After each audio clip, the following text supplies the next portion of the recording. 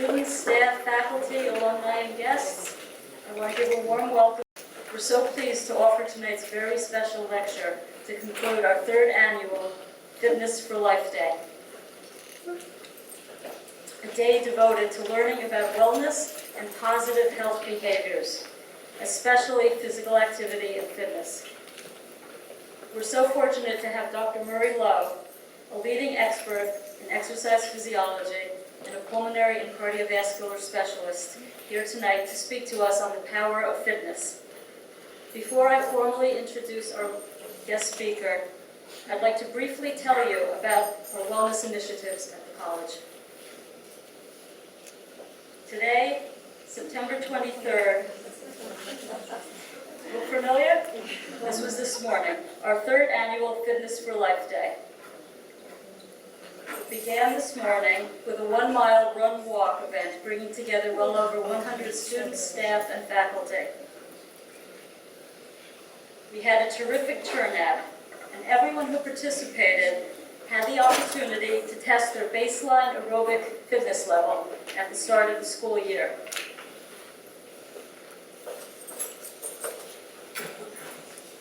Our wellness education program has joined a growing group of about 50 colleges participating in the American College of Sports Medicine new Exercise is Medicine on Campus program, which is an important national initiative to promote the health benefits of physical activity on college campuses.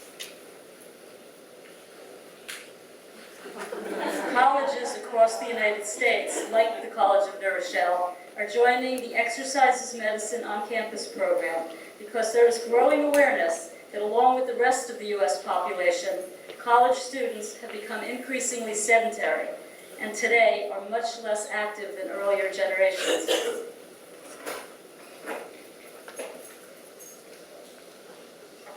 Along with the American College of Sports Medicine, we now recognize that the burden of chronic disease is a concern at both the national and the state levels, and is a problem even in younger college populations.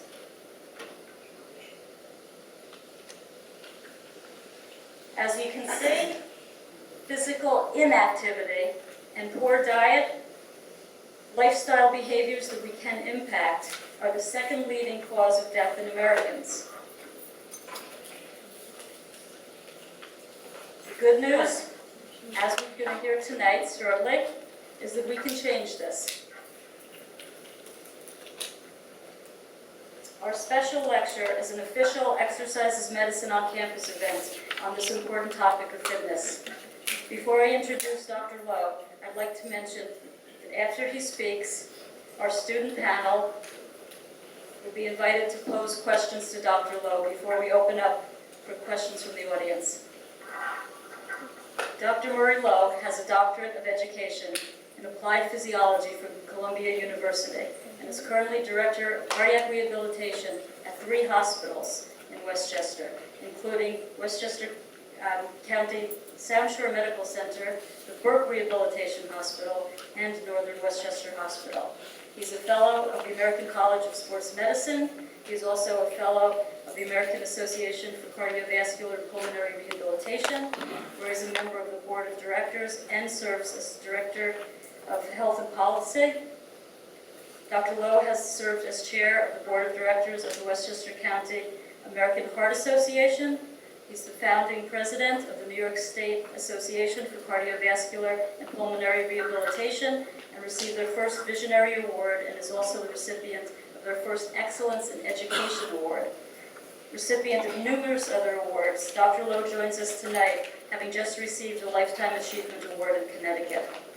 Please join me in a very warm welcome for Dr. Lowe.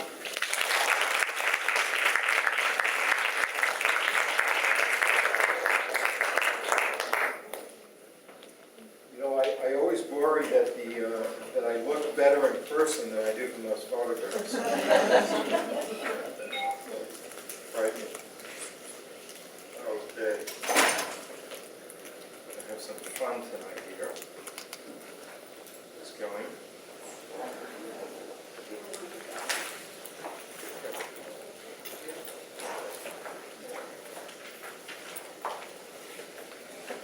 We'll see if this works. Yep, we're in business. I don't like to stand in any stationary position, so are you okay with hearing me or without a microphone? Yes. Okay, super. You know, I'm going to present some information to you today. Some of it is funny and some of it is quite serious. And it's backed with what we call evidence-based medicine. Something that I hope that as you graduate and you continue in your careers, especially those in healthcare, will understand that there's a lot of misinformation out there, and our focus in our healthcare system sometimes is not in the right direction. And I'll cover that, but I'm going to sort of translate for you what maybe appear to be rather statistical, but I'm going to simplify it for you and just show you how powerful fitness and physical activity are and will be for your future and for your family's future. So, having said that, just so you know, I receive no drug company support. I do a lot of medical grand rounds in hospitals. We always see, the physician is supported by Merck and Pfizer and so on, and I guess they don't think exercise is all that important to sell. I prepare my own slides, and this, of course, is the only product I have, which is to encourage physical activity. So I just want you to know I don't think that health is just one thing. It's many things. But especially this evening, I will focus on this component of healthcare called fitness. This model here is what I call my three-legged stool for health and well-being. We have great focus on pharmaceuticals. As you know, I manage and direct cardiac rehabilitation programs. Typical patient comes to us with a brown bag, usually about 10 or 11 medications. And every year that bag seems to increase. So it's a rather great industry. In addition, today more and more of them come into us having had either a stent or bypass surgery. But the one that seems to be ignored is this one here, self-care. For too long we've ignored our most powerful weapon when it should be our first line of defense. It's interesting, patients come to us and they say, oh, I've got the best cardiologist in the world, or I'm taking the right medication. But the last focus they have is what power they have to care for themselves. So they somehow think that if they take their statin medication to reduce their cholesterol, they're safe. If they've had bypass surgery, they're safe. And they don't understand that, for example, coronary artery disease is a progressive disease. If statin medications such as Lipitor were the answer, then no one would have a second heart attack. In fact, statin medications such as Lipitor, as an example, or Zocor, reduce mortality by about 20 or 25%. And I always say to patients, well, what about the other 75%? So I really try and focus on self-care and ultimately give people responsibility for themselves. I think we make a real big mistake when our patients or even our students somehow become dependent on us. Dr. Wall didn't mention, but I'm a professor emeritus at City University of New York. And I taught a class called Fitness for Living. And students would get an A at the end of the semester. And they felt really good about it.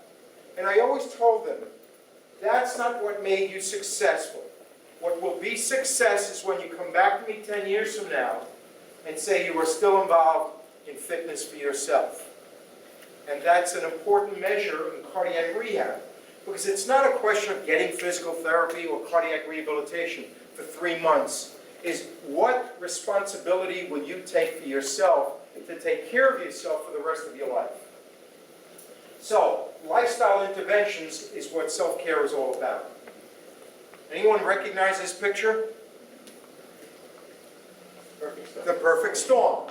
Don't you go to the movies here? Okay. The perfect storm. I see in this country a two-part perfect storm. The first and the two-part perfect storm is related to a very toxic lifestyle. And the first part is this one over here. Some of you may have seen this. It's called dietary excess. This is a real perfect storm for this country in terms of where we are headed and what the cost will be, not only to us, but to our children. This, if you notice, was published in 1995. A very famous artist here, but we already saw in the 90s that there was a very serious problem in this country, and you notice the title of this was The Birth of a Nation. I got real nervous when I saw something else. Why do I show you National Geographic? What do we usually have on the covers of National Geographic? You know, elephants, cheetahs, tigers, animals. Well, in 2004, I got real nervous because look at what National Geographic had, the heavy cost of fat. When National Geographic is talking about obesity, we are in big trouble. And one of our problems is we have incredible marketing. You are marketed day in, day out. Our kids, when they go to McDonald's, they get a prize for going to McDonald's. They get a little toy because they had French fries and hamburgers. And of course, you don't know that those French fries are so wonderful because they're saturated with sugar. You know, they spray sugar on those French fries. Anybody have some? The other part is, you know, we've, especially students, have really gotten accustomed to, this is almost the typical American breakfast. You know, a donut, a cup of coffee, bacon and eggs. And of course, when my patients come to me, they don't brag about the food in the restaurant. They meet with me and they say, you've got to go to this restaurant because they have the largest portions you're going to find anywhere. So our focus is not on the quality of food, but how big the serving size is. Now, mind you, yes, this is a little exaggerated, but I'm not sure it's really that exaggerated. And of course, what this leads to is this, what we call this epidemic, or part one of the perfect storm, the obesity. And what's worse is that there's now data to show that our children will probably live a life that's shorter than their parents. And that's pretty frightening also. And in fact, you see it again in Time magazine recently, our supersized kids. Now, biologically, we were hunters and gatherers. We were geared to eat only when food was available. Right now, food is available all the time. Some of you probably have some in your pocketbook or knapsack. So what are the current solutions? Well, this appears to be a very famous current solution, which is everyone wants a magic pill. I was telling Dr. Wall that my son-in-law is an endocrinologist up at Yale. And patients come into him thinking their obesity is always related to their hormones, and that there must be some pill that will solve the problem for this right over here. That somehow what you take in or how much you burn can be compensated for here. And we keep finding out over and over, when you've been in this, quote, business long enough, you realize it's very hard to fool Mother Nature. When we look at the data on medication to reduce weight, we see the side effects, not day one, but year 2, year 5. That apostat mechanism is very complex, and we keep trying to fool Mother Nature, when Mother Nature said to you, thousands of years ago, you were not designed to sit here and to listen to me talk. You were designed to move around all day long. Physical activity. Anybody know where the Bronx is? I was raised in the Bronx. We lived on the 3rd floor.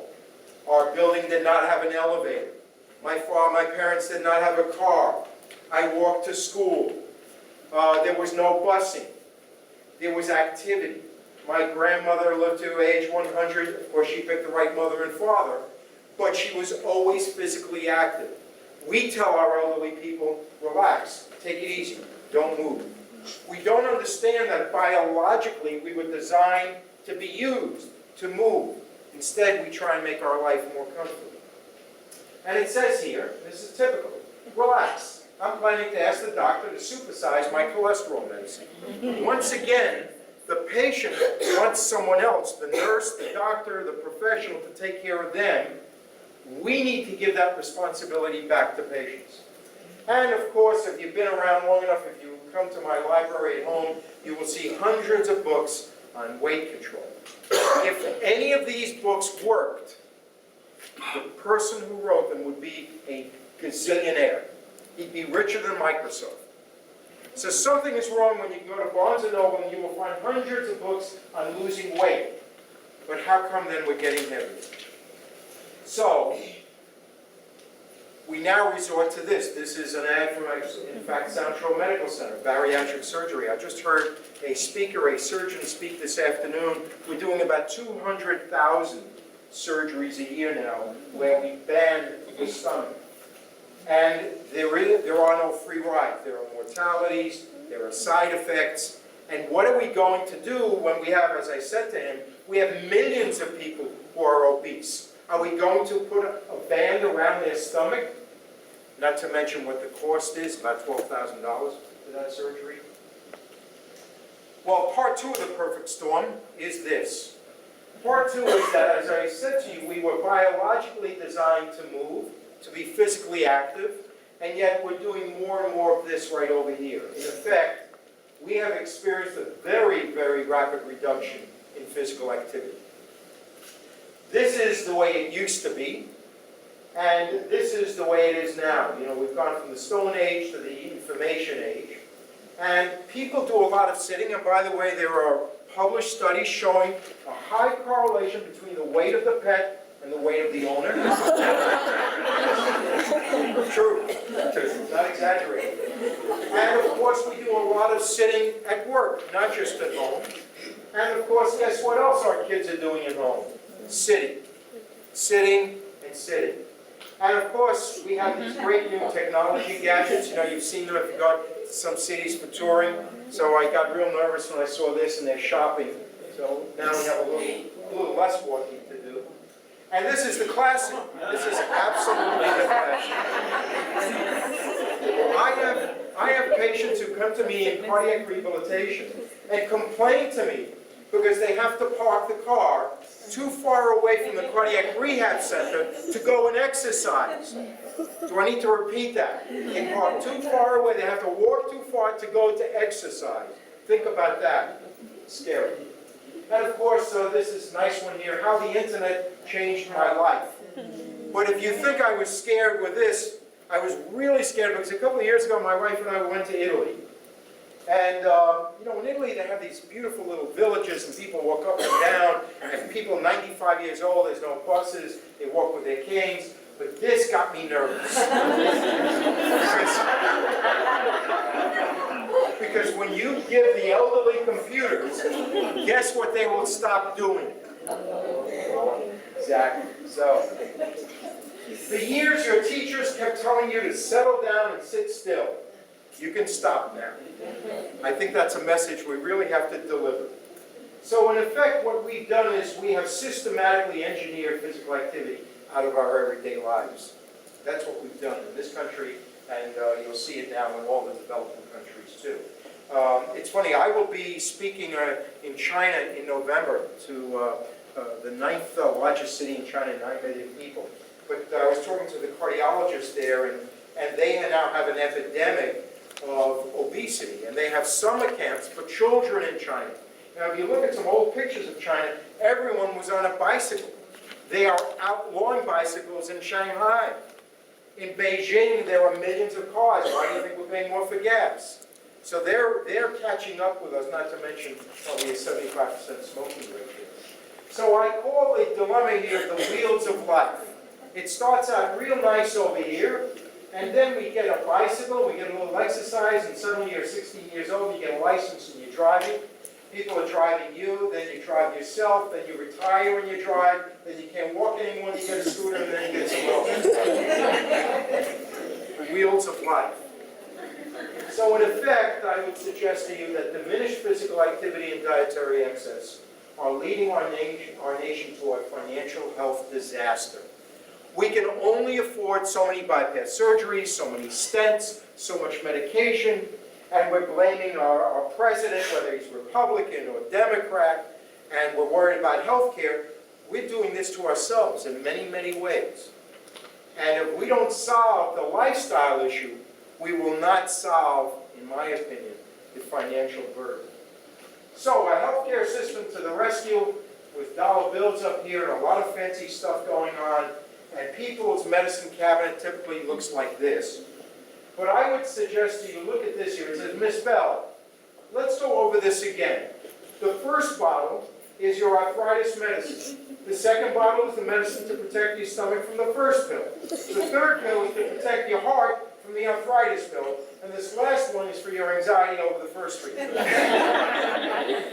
Not an exaggeration. I've got patients coming to me with so many pills, I don't even know what the interaction is anymore. I have no clue. But everyone wants a pill. Everyone wants a quick, magic silver bullet. So, I think our system looks something like this glacier. This is current disease management for cardiovascular disease, CVD, and is focused primarily on diagnostics, medication, and invasive procedures. We want a CAT scan. We want a calcium score. We want an MRI. X-rays, that's outmoded. We don't do that. We want, of course, the medication, and then give me the best procedure. But that only deals with 20%. The bottom of that glacier is the serious problem. How do you treat a toxic lifestyle? And this is how we do it right now. You know, devices, procedures, drugs, scanners. Those of you going into healthcare will become very familiar with all of this. And we're missing what I will be showing you tonight. We're missing it in our colleges. We're missing it in our medical schools, in our fellowship programs. I can assure you I've done many medical grant rounds. I show some of this data to physicians, and they look at me, they've never seen it before. So I think this is my conception of how physicians work today. What physicians are really doing is they are simply mopping the floor because no one is controlling this over here, which is people's lifestyle. You have to keep mopping the floor if you don't change your lifestyle. And that's what a physician does. See, in 6 months, we'll add something else to control your hypertension. So I see this enormous treatment gap. We have phenomenal healthcare services in our hospitals. State-of-the-art. Some of the best in the world, and that's right over here. But we have not created what I call a continuum of care. You can't just take the patient, see you every 12 months. Something has to happen beyond this point for healthcare to work. And that's why I use this analogy over here. Usual care is not enough. If you've got it almost right, it's wrong. And unfortunately, our healthcare professionals don't discuss and don't have time to discuss what a patient needs to do to take responsibility for their lifestyle and their health care. I'd like to read this editorial in the New York Times. Symptomatically treating disease without assessing patients' lifestyles or offering them guidance on how to change is irresponsible and bordering on neglect, said Dr. John Kelly, President, American College of Lifestyle Medicine. And the day I guess we sue some healthcare practitioner for not discussing this, we'll begin discussing it. I mean, you know that everything revolves around the lawyers. So, what should we prescribe? Well, I would suggest to you that right here, exercise could be the most important prescription for improving our health. And let me give you a kind of a different perspective of physical activity, some science behind this. And let's look at, first of all, what's the relationship between exercise capacity and mortality? Exercise capacity means how much work can you do, but I've got to teach you something just a little bit. So make believe you're a student for a minute, okay? Can you do that? You know, vicariously. And I'd like to teach you about this concept called a MET, M-E-T. A MET is the amount of oxygen, one MET is the amount of oxygen you use to stay alive at rest. All of you pretty much now are consuming about 3.5 milliliters of oxygen per kilogram of body weight. When I did my doctoral dissertation, I took women who were marathon runners, women who were sedentary, and women who were recreational runners. At rest, they all use the same amount of oxygen, whether an athlete or not. However, to be a marathon runner, what does the body need a lot of for energy to run that marathon? Oxygen. So, the greater your ability to take in oxygen, the more powerful is your cardiovascular system. Someone who's deconditioned, someone with heart failure, someone who's sedentary has a low oxygen carrying capacity. Because remember, to take in oxygen, you need an efficient pulmonary system, a powerful heart, elastic blood vessels, and muscles that can extract that oxygen and get those muscles to work. So keep in mind, when we measure fitness, we're indirectly measuring the amount of oxygen someone takes in, and we say you are at 1 MET, at 8 METs, at 5 METs, at 20 METs. Would you remember that as I show you the next few studies? Okay, here we go. So, Jonathan Myers, a good friend of mine, published this in New England Journal of Medicine, 2002. A classic study, and that's why I'm showing it to you. What he did was he took 6,000 men and they were referred for what we call a symptom-limited treadmill exercise test. That means you get on the treadmill, we put you through a protocol. For 3 minutes, you're at 1 mile an hour, then 2 miles an hour, then 3 miles an hour. We increase the elevation, and the goal here is every minute to get you to use more oxygen. Now, in the laboratory, we put a face mask on you. We actually measure the amount of oxygen you're using, and therefore we know how many METs you work at. Because we've done thousands of people, we can now extrapolate from that data and say if you can stay on the treadmill for 3 minutes, then you are at a 4 MET level. If you can stay on the treadmill for 9 minutes, you're at a 10 MET level. 10 METs meaning you can take in 10 times more oxygen than you do at rest. Okay? So all these people here had treadmill tests, and we knew what their maximal aerobic capacity was as measured in METs. Having said that, some of these people ended up with what we call an abnormal GXT. GXT is a stress test, a graded exercise tolerance test. Some of them had a normal test and everything was fine.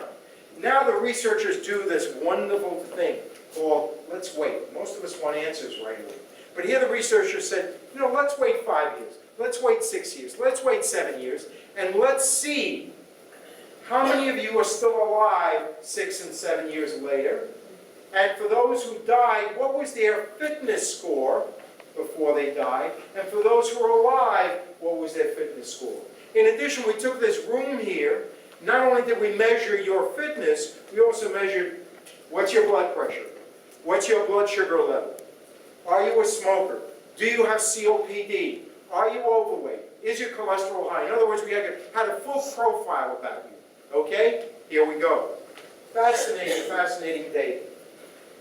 Different people could stay on the treadmill a different amount of time, based on the time they had a MET level. Those in the lowest 20% of fitness had the lowest MET level, and you can see here, normal subjects in black had a MET level of somewhere between 1 and 5.9. Those in the 20% highest level of fitness, we broke fitness into what we call quintiles of fitness, 20%, 40%, 60, and so on. You can see here that for those who are right over here without cardiovascular disease, they had more than a 13 MET level. That means they could take in 13 times more oxygen than they could at rest. With me so far? Then we said, let's look at the relative risk of death. The relative risk of death would be, for example, those at the highest level of fitness had an RR of 1.0. Those at the lowest level of fitness had a relative risk of 4.5, which means they had a 450% greater risk of dying. And you can see it's very interesting. The greater the fitness level, what happened to mortality as fitness went up? Did mortality go up or down? It went down, and dramatically. Now it gets even more interesting. Because remember I told you that these people, some of them were normal, but some had heart disease? Look at this. You would think someone with heart disease is not going to live as long as someone without heart disease. Look at this last upper quintile of fitness. Those with heart disease over here who had more than a 10.7 MET capacity had the exact same mortality as those who had no heart disease. And you can see consistently, whether you had heart disease or not, it was fairly close in terms of reducing overall mortality. Now comes the power of this test. Because you could say to me, you know what? Those who are fit just picked the right mother and father. Or there were other factors. They didn't have hypertension. They didn't have diabetes and so on. Now here is where we learn something very interesting that you will learn when you get to statistics. And I'll try and explain it to you. Remember I said that we had populations who had, in this 6,000 plus people, who had a history of hypertension. Some had COPD, obstructive pulmonary disease.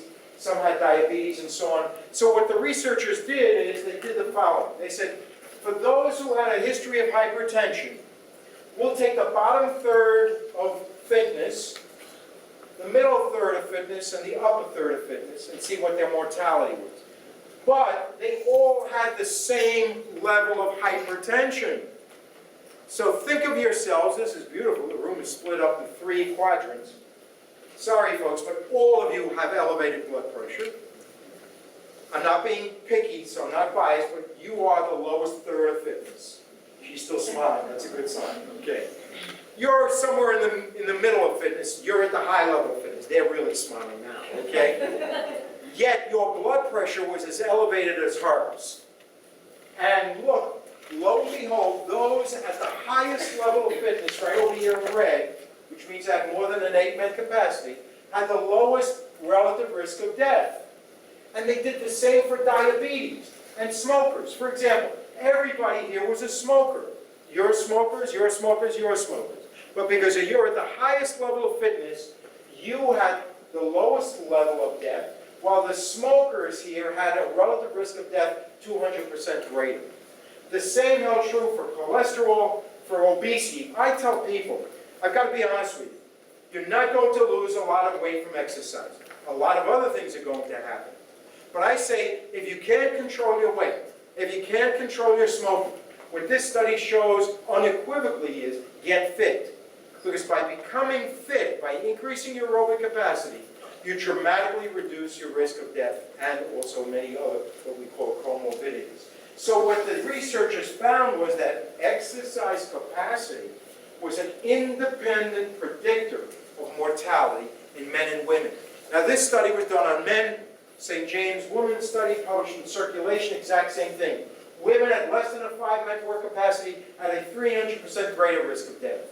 Women at a med capacity greater than 8 meds, which is not a lot, you don't have to be a marathon runner, had a relative risk of 1.0.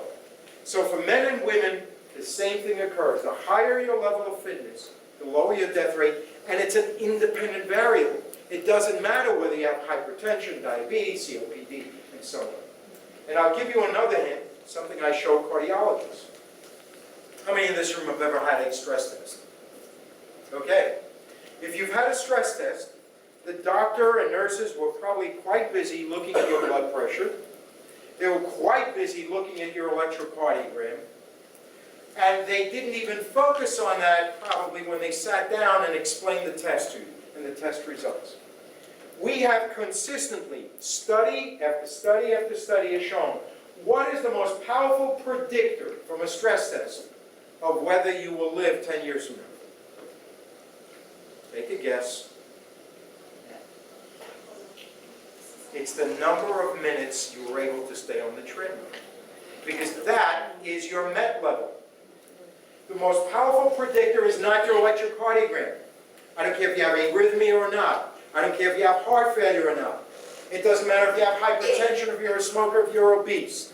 The number of minutes on the treadmill. And it's something we don't teach our physicians because we don't focus on fitness. And any good cardiologist will say, that's right, Dr. Lowe is correct. That is the most powerful predictor of future mortality and morbidity is how many minutes you stayed on the trip. Instead, we focus on, oh, your electrocardiogram was normal, go ahead on vacation, come back in 6 months, that kind of thing. We have an approaching tidal wave. How many here are going to be involved in the healthcare system, hopefully, in the near future? Yes. This is your tidal wave. This is what you're going to have to deal with. Something called, anyone want to guess what 47 million people have? Metabolic syndrome. Metabolic syndrome is the catastrophe waiting to happen. Metabolic syndrome consists of these 5 risks: a waist circumference greater than 40 inches for men or 35 for women, blood pressure elevated, high density HDL, which is low for both men and women, triglycerides that are elevated, and blood sugar levels that are elevated. If you have 3 out of those 5 risk factors, you're in deep trouble. And we have 47 million people. Why are you in deep trouble? Where is this going to lead us? Well, this kind of is a message. Independently impressive, but together extraordinary. If you just have elevated blood pressure, don't get too nervous. But if you have a combination of those risk factors I showed you, you need to be worried a lot. Because metabolic syndrome is a ticking time bomb. Metabolic syndrome leads to diabetes, type 2 diabetes to be specific. And in fact, right now we've got about 24 million people with diabetes, and most of these diabetics are type 2 diabetics. And the type 2 diabetes started with the metabolic syndrome for most of these people. And what's worse is that diabetes leads to, it's a ticking time bomb because, you ready for this statistic? 2 out of every 3 people with diabetes will die from coronary artery disease. It's an astounding figure, whether it's type 1 or type 2. So, we've got 47 million people headed down this road. And what we need to do is, could fitness be the first step prescription for metabolic syndrome? Because I'm going to show you some data on heart disease, but what if we can stop it sooner? What if we can increase fitness, and does fitness have any effect on metabolic syndrome before we get to the diabetes, before we get to the heart disease? So let's look at two important studies that were published within the past few years. First of all, can cardiorespiratory fitness decrease the mortality risk associated with metabolic syndrome? By the way, this is what I was talking about where they measure your oxygen uptake and then from this know what your med level is. This is an interesting study published in the Archives of Internal Medicine. Now you've got to change hats now, you've got to become health professionals when I show you these studies, okay? So here we go. Peter Kaczmarek published this, and it was the first study to explicitly test the hypothesis that fitness decreases, attenuates the mortality risk associated with metabolic syndrome. So what he did here was, he took 19,000 people. I always love a study that has a large N, because the more people you have, you read the New York Times and USA Today and the Daily News, and they say, oh, look at this will do this, and then you find out 20 people were in the study. That's not good enough, ladies and gentlemen. So here we have 19,000, but of these 19,000, Dr. Kaczmarek found that about almost 4,000 men had metabolic syndrome. And because he worked down in the Cooper Center in Dallas, Texas, where they measure thousands of executives who fly in, and they have data on 70, 80,000 people over 25 years, they measure their fitness. Same way I showed you before, they put them on a treadmill. And then he said, if you're fit, let's see what happens. And indeed, we looked at these 3,757, and what they looked at was for those who already had metabolic syndrome. Remember, all of you already have it, but some were more fit than others. And then he looked once again at all-cause mortality. And sure enough, you can see here, those at the lowest third of fitness had a over 250% greater risk of death during the course of this study. These numbers up here are just the number of cases. And you can see here at the upper level of fitness, you can see the upper third, they had an RR, a relative risk of 1.0. So you always compare the highest to everyone else. And then he looked at cardiovascular disease, and the same thing occurred here. Those with metabolic syndrome at the lowest level of fitness had the highest risk of developing cardiovascular disease. So what we're saying is, if you already have metabolic syndrome, your risk increases for death and for cardiovascular disease, because it's the #1 killer in this country, if your fitness level is low. Well, the natural question is, well, if fitness helps when I already have it, would fitness help to prevent me from getting it? Of course, I was thinking that when I was making this presentation, right? Of course. So we looked at the next study. And the next study, by the way, conclusion here was that there was a strong protective effect against all-cause mortality in both healthy people and also those with metabolic syndrome. But let's look at this study published in Circulation in 2005. Here we have 9,000 men. Thank God we have some women involved here. And this time we followed them for an average of almost 6 years. And everybody here, everybody in the room did not have metabolic syndrome. But everyone got on the treadmill and was tested for their fitness. And let's look over a 6-year period. How many of you developed metabolic syndrome? Remember that metabolic syndrome is having at least 3 of those 5 risk factors. And here's what we found. Sure enough, you know where I'm going. Those at the lowest third of fitness had the highest rate of developing 636 cases of developing metabolic syndrome. Those at the highest third of fitness had the lowest incidence rate of developing metabolic syndrome. And the only reason the bar graphs are shorter here for women is that we have fewer women in the study, but it's the exact same relationship. Women at the lowest level of fitness, highest rate of developing metabolic syndrome. In effect, and this really gets interesting now, see if you can follow me with the data here. Because we looked at hazard ratio, the risk of developing metabolic syndrome. And what we looked at men over 50 and women over 50. Look at this. If women were over 50, and if they were at the highest level of fitness, they had a 74% reduction in the risk of developing metabolic syndrome. We don't have any medication that does that. We don't have any surgical procedure that does that. This is fitness, developing fitness.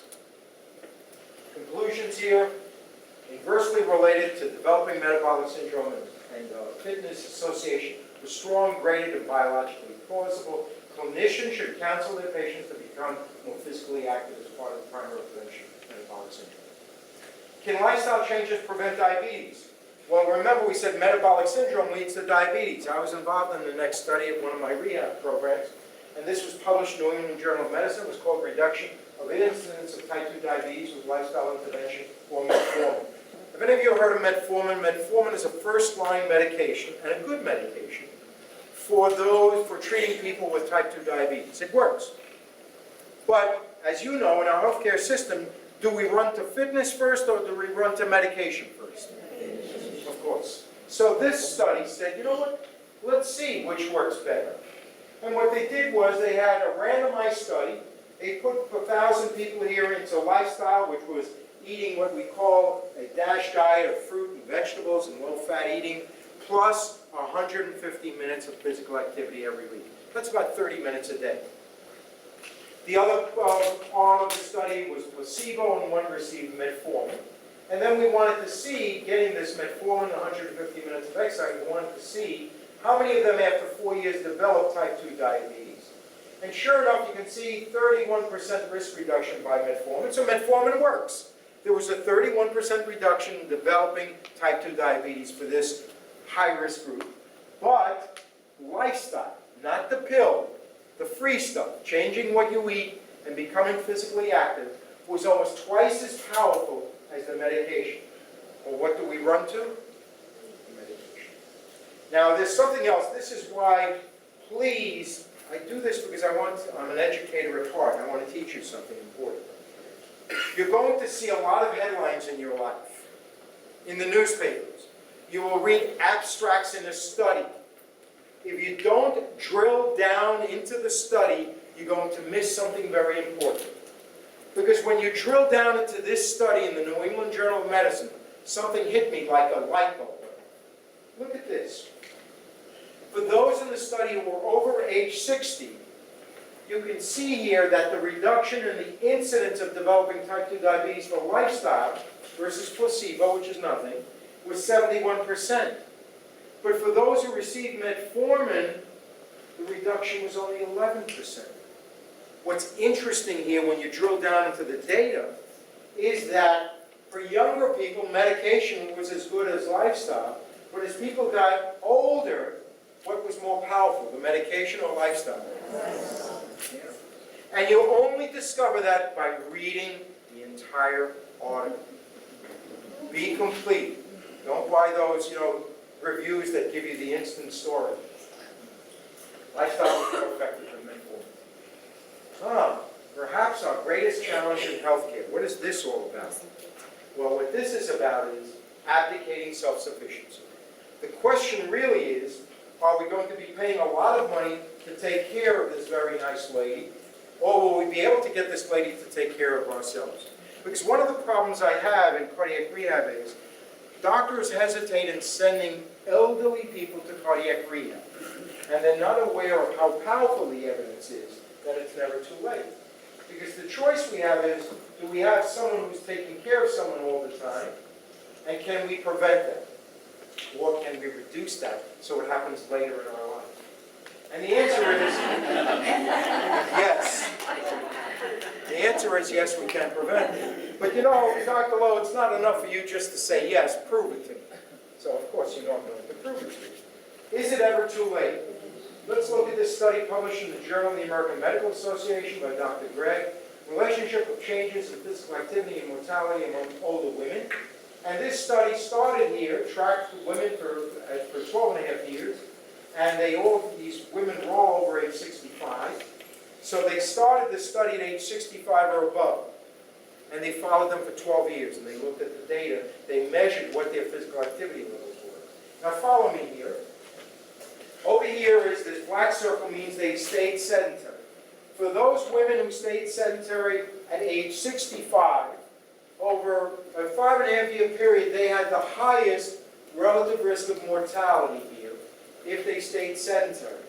Some of these women in the white circle came in and they were physically active, but they became sedentary during the study. And sure enough, You see this? What happened for those who became sedentary? They had the same mortality as those who were sedentary all along. So as Dr. Wald and I were discussing, we both run the New York City Marathon multiple times, but guess what? That does nothing for me. If I don't maintain my fitness, if I don't continue being physically active, don't tell me what you did in high school. You need to tell me what you do today. That's a very important concept. Now, this is also very important.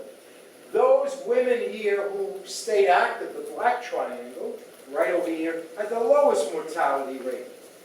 But the women who became active ended up reducing their mortality to the exact same level as women who were active all along. So in other words, it doesn't matter what your age is. If you become active, you very rapidly get the benefits of physical activity. Now this is all-cause mortality. What Dr. Gregg did was he also looked at cardiovascular mortality. Exact same relation. Women, most sedentary, the highest rates of cardiovascular mortality. Women who became active reduced their mortality to the same level as women who were active all along. And the same, by the way, held true, and there was some data here also on cancer. May I just take some of this? Just water. Healing the heart. This is, of course, my favorite theme. Popping pills is not enough to compensate for bad habits. And I think this study proved it really, this was an eloquent study. Because doctors always say to me, you know what, you have cardiac rehab has no impact on the heart, it's peripheral adaptations, blah, blah, blah. So, this study was published by Dr. Stringola here in the Journal of the American College of Cardiology. That is the foremost journal for cardiologists in 2003. And what they did was they took 409 patients, all of them had coronary artery disease, and they categorized them into 3 treatment groups. And at the end of the study, they evaluated them for event rate. Event rate means, did I have another heart attack? Did I die? Did I develop more angina? And so on. Plus, they did a PET scan. Does anyone know what a PET scan is? PET scan is a nuclear study where we can actually see metabolic activity in the heart. Okay? Now, that's important because if you don't have good blood supply in the heart, you don't see very much metabolic activity. Having said that, we had 3 treatment groups. One was poor treatment. In other words, you tell the patient, hey, get on a diet, get exercise, and take the medication, and you ignore me, and doctors are accustomed to that. The other group is the normal group, so to speak. The doctor says, I want you to take the medication right over here, and follow a diet. But the third group was told not only to do those things, but also to exercise 150 minutes a week. And then we're going to follow them for 5 years and see what their event rate is and see who does best. This group here, number 2, is the typical American group. They're taking their statin medications, they're seeing their doctor every year, but they're not getting the physical activity. First, let's look at the PET scans. Now I'll make doctors out of it. Right over here, this blue spot of the heart means that this portion of the heart is not getting an adequate blood supply. Metabolically, it's not active. It means there's an obstruction to the coronary arteries, and the PET scan shows the blue areas of the regions of the heart that are inadequately perfused. This scan here shows what the same person looked like 4 or 5 years later. Notice what color did the blue change to? Yellow. That means the heart was getting more blood. So the adaptations, the training adaptations, were central. In other words, the heart actually improved its blood supply.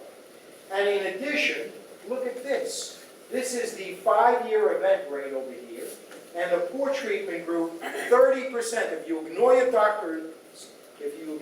doctor's advice, 30% are going to either die or have another heart attack. If you follow your doctor's advice, 20% event rate. If you follow my advice, you end up with a 6% event rate. Look at, these are profound numbers. If we simply get people to become more physically active, we will have very profound effects on event rates for those who already have coronary artery disease. And of course, repairing hearts. So, right now, the hot thing, and I remember when I first started in cardiac rehab in the late 70s, everyone, if you had any heart disease, you had bypass surgery. Today, you have heart disease, they right away balloon you, and then after the balloon, they put a stent in you, and we keep it open. Now, this is called stenting or percutaneous intervention. And this is how we open up the blood vessel when it's obstructed. What most lay people don't know is, because they don't get this test, is something called IVUS, intravascular ultrasound. When you go into the artery, you discover, lo and behold, ultrasound, so we see pictures of the inside wall of the artery. We discover, guess what? Heart disease isn't this one little place where we put a stent. Heart disease is everywhere. It's a systemic disease. It's not something just in one corner of one coronary vessel. So patients come to me thinking, aha, I've got a stent over here, this little thing that's a centimeter long, and I'm cured. And what they don't see, if they could see with IVUS, is that these plaques here are throughout the blood vessel. They may not be obstructing, but they're there. And 50% of heart attacks in either case occur with people who don't have significant obstruction, but end up with what we call plaque rupture. But that's for another presentation next year. So, just to show you, the COURAGE trial was a beautiful study, published in New England Journal of Medicine in 2005. Not to confuse you, but the essence of it was, for those patients who got optimal medical treatment, didn't get a stent, at the end of 4.6 years, medical therapy had the same death rate and second MI as getting a stent. Same rate for stroke, same rate for acute coronary syndrome, same rate for non-fatal. In other words, getting optimal medical therapy was as good as getting a stent. But what does our healthcare system do? Everybody gets a stent. That'll be X number of dollars. Thank you very much. Okay. This is a fascinating study, if I don't mind saying so. Can prevention surpass intervention as the first treatment modality for patients with obstructive coronary disease? Obstructive disease means that a coronary vessel has enough obstruction that you're not getting enough blood going to the heart. This study has never been done in the United States. I'll let you figure out why in a minute. This study was done by Dr. Rainier Hambrecht in Germany. It was published in Circulation, which is the journal of the American Heart Association. And what they looked at, they compared, they took, would you volunteer, all of you, for this study? Just say yes. I'm sorry, all of you again have heart disease. I'm going to randomize you. I'm going to close my eyes, you go here, you go there. You're getting exercise, you're getting a stent. You're getting exercise, you're getting a stent. Randomized study, 100 people. And then we wanted to look at the end of the year who did better. Remember, all of you have the same amount of obstructive disease. So you all have heart disease, same amount. We've already catheterized you and done angiography to see how much the obstruction is. And we've equalized it, now we've randomized. So half go to exercise for 12 months and don't get a stent. You've got to be courageous, because when you sign that release form, you're saying, I know I may not get a stent, and I know I have heart disease. You with me? And what they did was they randomly assigned the 12 months of exercise or angioplasty. And here is event-free survival after 12 months. For those who were in exercise for 12 months, event-free survival means they didn't have a heart attack, they didn't die, 88%. For those who had the stent, it was 70%. Exercise did better than the stent for those with stable coronary artery disease. 36% reduction in C-reactive protein. C-reactive protein is something we measure in the blood. It's a marker of inflammation. When you have coronary artery disease, you have inflammation in the inside walls of the arteries. We can see that with C-reactive protein. But you've got to be careful, because when you run a marathon, you'll see elevated C-reactive protein also. But it's temporary, it's passive. In addition, stents cannot reduce this inflammatory marker. In addition, there was a lower rate for doing this program for exercise than it was for stents. And remember I told you all those things about having high level of fitness? Well, exercise increases your fitness. Having a stent doesn't. By the way, Dr. Hambrecht tried doing this study. I was just in Europe a few months ago. He tried repeating this study and got funded for it and couldn't complete it. You know why? Because the hospitals wouldn't feed him patients, because the hospitals lost money every time they couldn't put a stent in the center. So one of the realities of life. This is, I think, probably the most powerful study I will show you tonight. published just last year in the Journal of American College of Cardiology. Dr. Jose Sawaya, a really terrific researcher, and colleagues here from Harvard and Brandeis University did this study. Ready for this number? 600,000 Medicare recipients. They looked at 600,000 Medicare recipients who had a heart attack or bypass surgery. And then they matched them, because you know, when you have a lot of people, if you're going to match a group that gets cardiac rehab and a group that doesn't get cardiac rehab, you want to match them, making sure they have the same level of disease or risk and so on. So they took two groups, 70,000 matched pairs, cardiac rehab users and non-users. They looked at them for 1 to 5 years and followed their mortality rates. Cardiac rehab, I'm sorry, I'm almost done, just a couple of minutes. Cardiac rehab is only a 12-week program, 36 sessions. So it's interesting.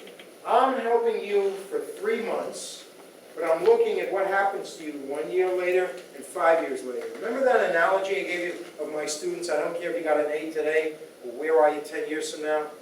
That's kind of the thinking. So watch what happened. For those who went to cardiac rehab, right over here at the end of 12 months, there was a 58% reduction in mortality here. This is cumulative mortality for those who attended in blue cardiac rehab as opposed to those who didn't. We don't have any procedure, we don't have any medication that lowers mortality by that much. Just going to cardiac rehab, exercising, learning about nutrition, perhaps doing some stress management, gave you a 58% reduction 1 year later. Now you figure after 1 year, you know, my wife always tells me I'll never change, and you figure people aren't going to change, and they're going to go back to their bad habits. Well, it's interesting. A lot of people didn't go back to their bad habits, because in 5 years, cardiac rehabilitation patients still had a 34% lower relative risk of death than those who never went to cardiac rehabilitation. Of the 600,000 people who they looked at, what percentage of those people went to cardiac rehab in this country? Take a guess, you won't lose. 20% is pretty close. It was 12%, 12.2%. Here we have something that is one of the cheapest, least expensive benefits that people can get in the healthcare system, and it is grossly underutilized. But you can be sure they go for bypass surgery or a stent real fast. In addition, this is fascinating, because you had so many people in this study, many of them were over age 85. Look at this here. For those who were over age 85, there was a 19.5% relative risk reduction in mortality. In other words, if you, at the age of 85, had heart disease, went to cardiac rehab, as compared to an 85-year-old who did not, you still had a 19% benefit of reducing mortality. That's an astounding number, because by the time you're 85, almost nothing is supposed to happen anymore. Am I wrong? It is never too late. I think that's the point.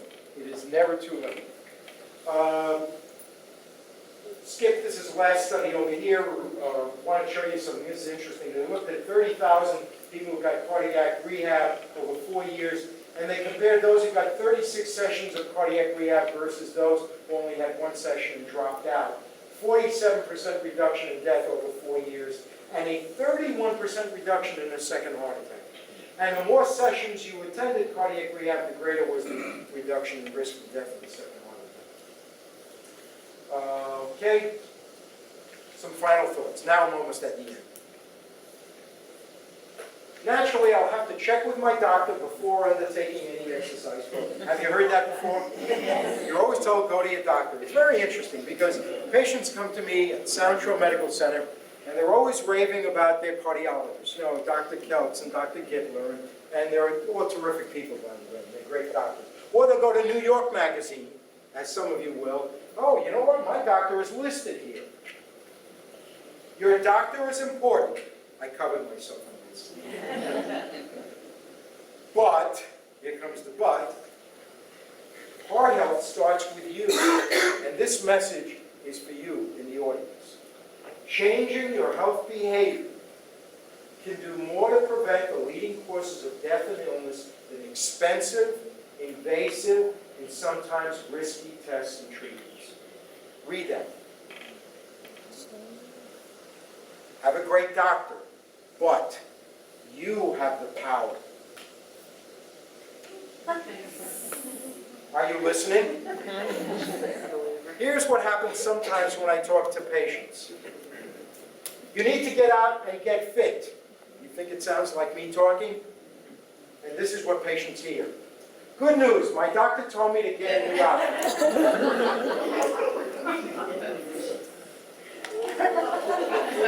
What's the bottom line? This is the bottom line, right over here. That's all I'm saying. Use it or lose it.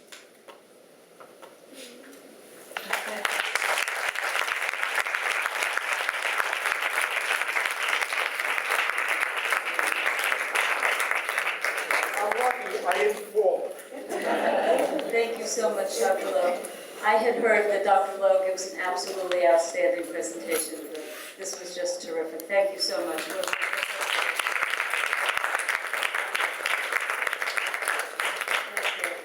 And for my research class who's here tonight, I want to thank Dr. Lowe for reinforcing some of the concepts that we've been discussing. And by the end, a couple more weeks in the semester, and you'll be analyzing these studies, and hopefully with as much finesse as Dr. Lowe. I'd like to invite our panel up. Some of our questions that we worked on for Dr. Lowe have been answered during the course of his presentation, but I'd like to invite my student panel, Alyssa Beasley, Christine Cady, and Sasha Morgan, to come up and introduce themselves and ask their questions. These are all wellness coaches who've been working with me during the course of the year. They've done an outstanding job.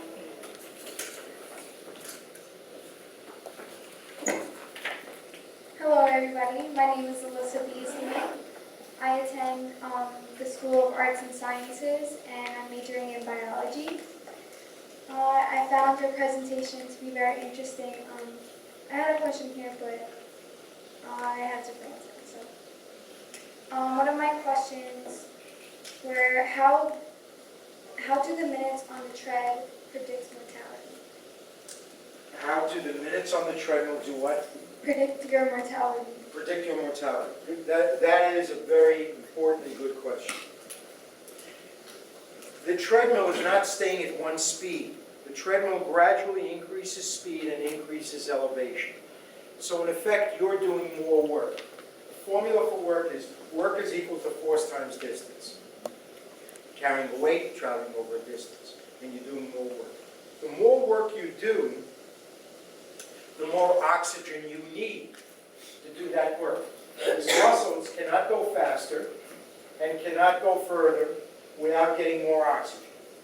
To get that oxygen, you need very, very efficient cardiovascular and musculoskeletal system, especially a cardiovascular system.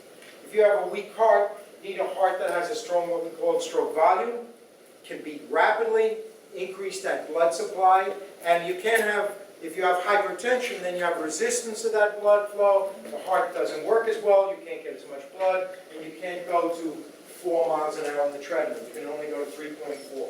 So if we can measure how much oxygen we use at every speed level, we know what your MET level is, your aerobic capacity. If when we take that data and take those 600,000 people and look at what does that aerobic capacity look like relative to people dying, you say, aha, there's a relationship now between being able to stay on the treadmill longer and having a lower mortality. But because you're a scientist, you also want to make sure that you don't confound your study with other things. So you adjust the study for confounders, such as elevated blood pressure, diabetes, at what age did your parents die? And we do this so that it becomes what we call an independent variable. Whenever you do good research, you have to look at what the variables are that can affect the answer. So the answer to your question is we've done that work. We've measured what the aerobic capacity is. And for example, we know if you go on the treadmill in the wellness center here at 3 miles an hour at 0% elevation, every single person in this room will be working in 3 minutes. Because we've done it on thousands of people. And we can extrapolate from it. Will I be off by 1 or 2 millimeters? Yes, but not enough to make any difference at all. At 4 miles an hour without elevation, you'll be at 4 minutes.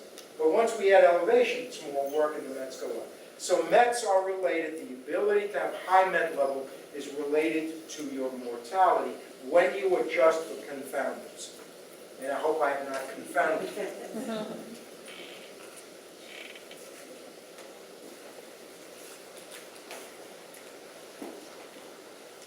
I'm Christine Beatty, and I'm a freshman in the School of Arts and Sciences, and my major is biology. As a freshman in college, I'm already really busy with classes and lots of other things. And maybe except for the athletes, lots of students don't seem to get much physical activity or exercise. As a public health problem, what can be done about this? Yeah, that's very, again, an excellent question. I was up at Northern Westchester Hospital in Mount Kisco last week. Has anyone ever been to that hospital? Do you recall what sort of signs they have in front of the elevators by chance? They put them up recently. The signs by the elevators say, "Why not take the stairs?" And they have done studies. If you remember that LA fitness, they have done studies. If you put up a simple sign by the elevator and say, "Take the stairs for your health," you will get a big transference of people in the hospital. People are saying, "Why am I taking the elevator one flight?" How many people do that, 1 or 2 flights?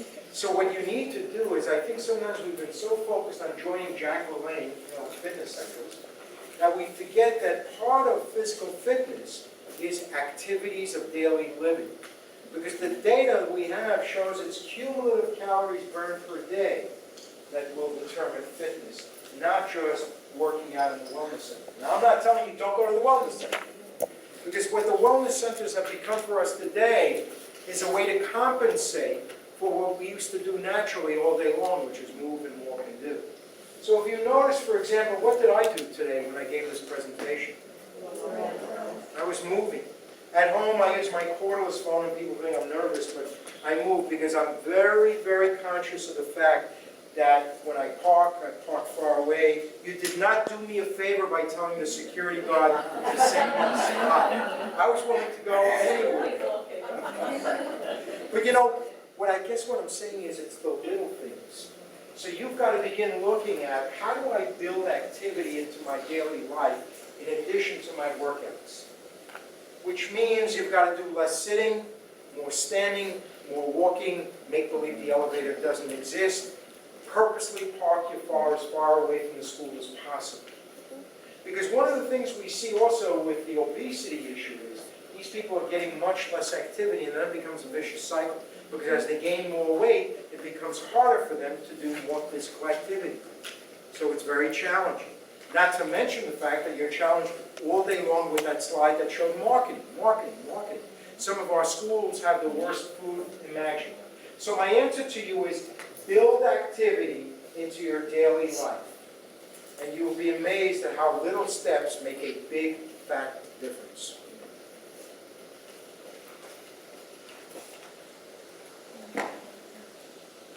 Hello, my name is Sasha Morgan. I'm a senior in the School of Nursing.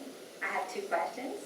First, as a nursing student, I'm very interested in learning about how healthcare professionals can best assess patient activity levels and encourage their patients, both healthy and those with chronic disease, become more physically active.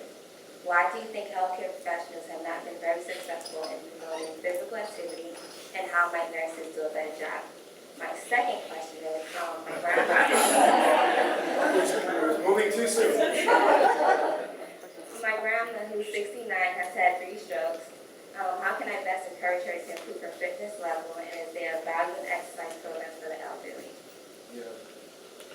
2 good questions. Let's go back to healthcare and nursing. I think that our curriculums are just stressing the wrong thing. I remember I told my son-in-law who was an endocrinologist. He went to medical school at Albert Einstein College of Medicine. I actually ran a cardiac rehab program in Montefiore, which is affiliated with Albert Einstein. But what was interesting, Dr. Lenore Zellman, a wonderful woman cardiologist at Montefiore, invited me to help her out in running the program. When I came to her program, do you know how big Montefiore Hospital is? Any of you know? It's huge. It's one of the main hospitals in the Bronx. How many people were in that cardiac rehab program the day I came to the program? Enrolled? 10. 14, pretty close. 14 patients. In the Bronx, we have the highest rates of diabetes, metabolic syndrome, hypertension, smoking. And Montefiore will tell you we've got the best doctors, the greatest surgery. We have the wrong emphasis in our healthcare system. Nurses and physicians are getting the wrong curriculum. I was invited to do a grand rounds at Einstein for the medical students. I also was mentioned, but I also run the program at Stanford Hospital. Stanford is associated with Columbia Presbyterian. Every month, Dr. Noel Robin, the Director of Medicine, has all third-year students, family medicine students at Columbia rotate through me. For the first time in their life, they get some of this data, some of this research. Well, why should we expect our physicians or our nurses to be concerned with that when we don't inculcate you with this information? And this is evidence-based medicine. This is science. This isn't Prevention magazine. This is hard data. So we need to start very early in our professions. We need to start early with our nurses, with our teachers, because I remember when I first majored in physical education, we were kind of looked down upon. Oh, who needs phys ed? I need to learn how to read and write. I see, but we want to go bankrupt. Now that I've learned how to read and write, I'm going bankrupt taking care of my health 50 years later. We somehow separated the mind from the body and didn't see how integral they were. We said in the Bronx, we took away schoolyards from kids so teachers would have a nice place to park their cars.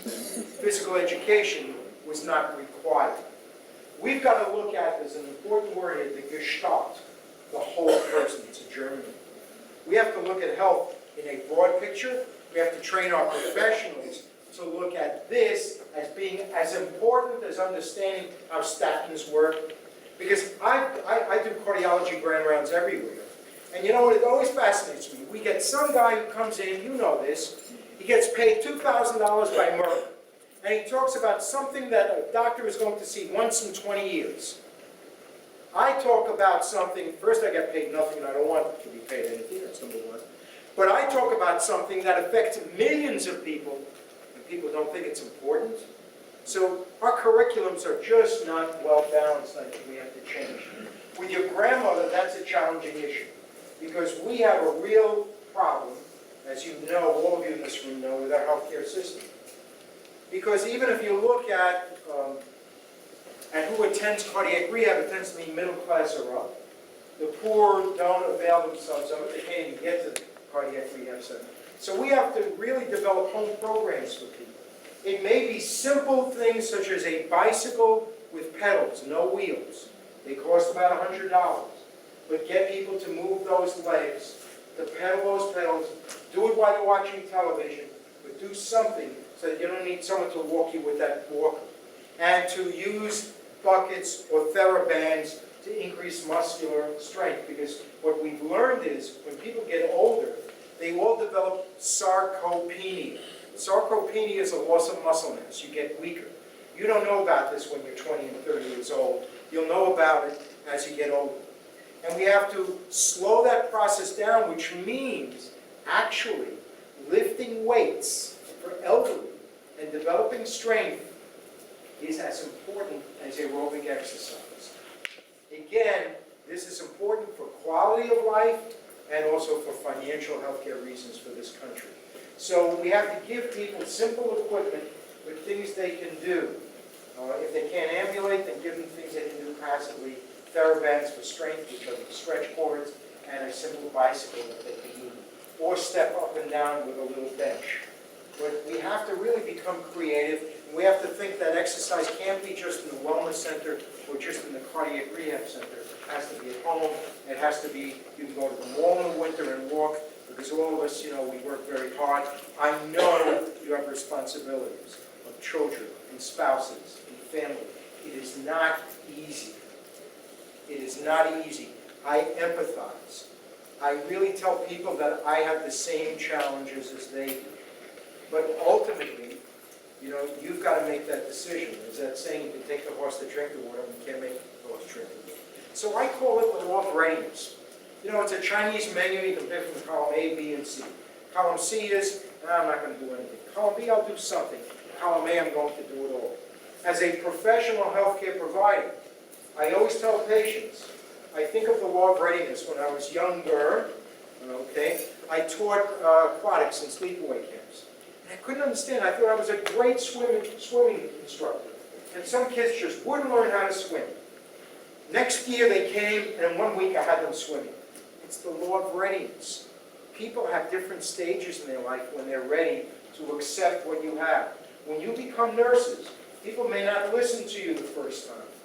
Be accepting, be understanding, understand that people are in different stages of readiness. Smokers, the average smoker takes 13 efforts before they ultimately quit smoking. So we have to teach that to our professionals too. Just because you don't, quote, follow my orders, you're not a bad human being. In fact, you're very human. It just takes more time. But I don't have one answer, there are many answers. We have to, for example, there should be no marketing, as you know, of certain types of foods in schools. Jacobi Hospital, that's in the Bronx, should not have a McDonald's restaurant in the hospital. I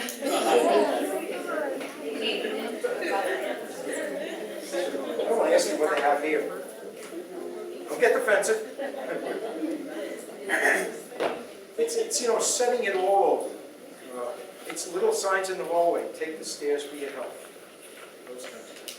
Questions from the audience? Thank you. Those were all very good questions.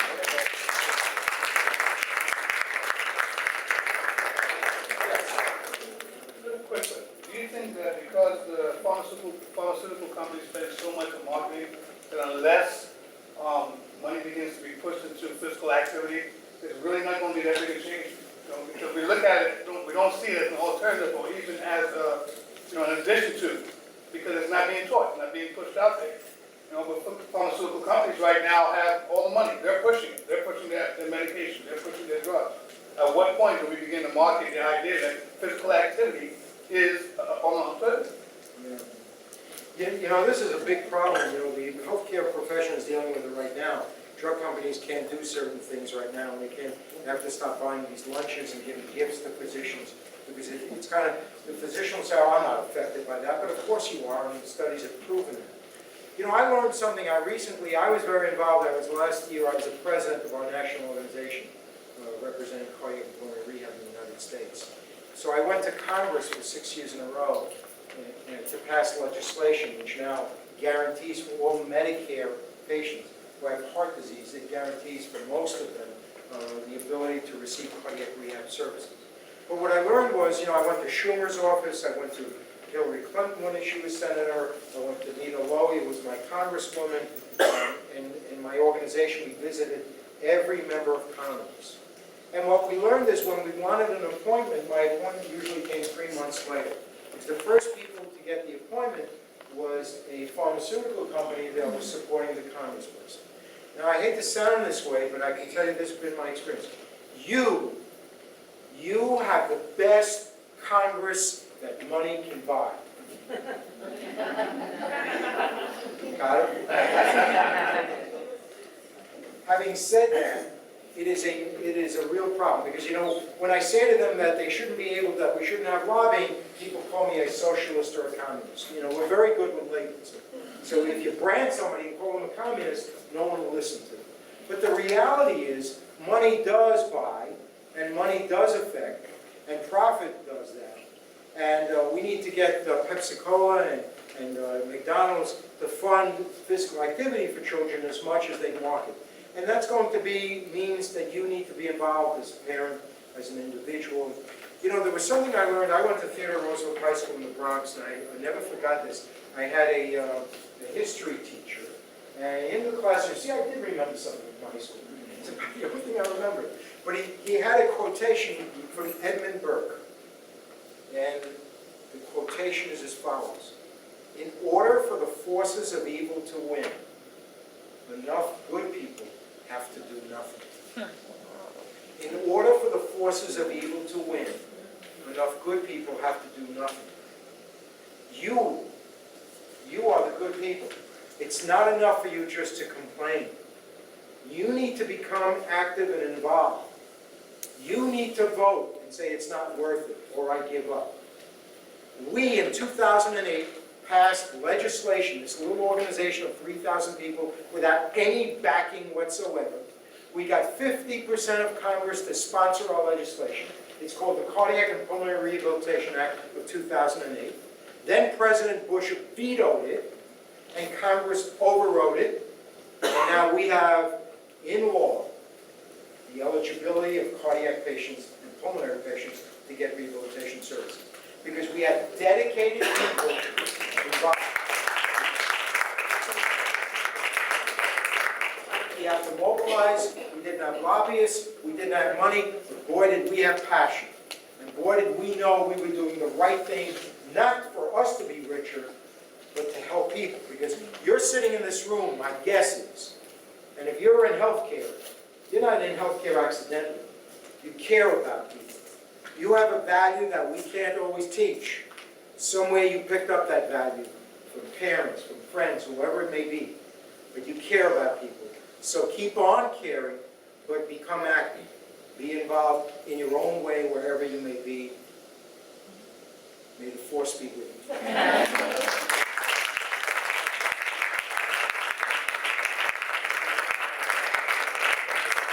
I'm not running for office.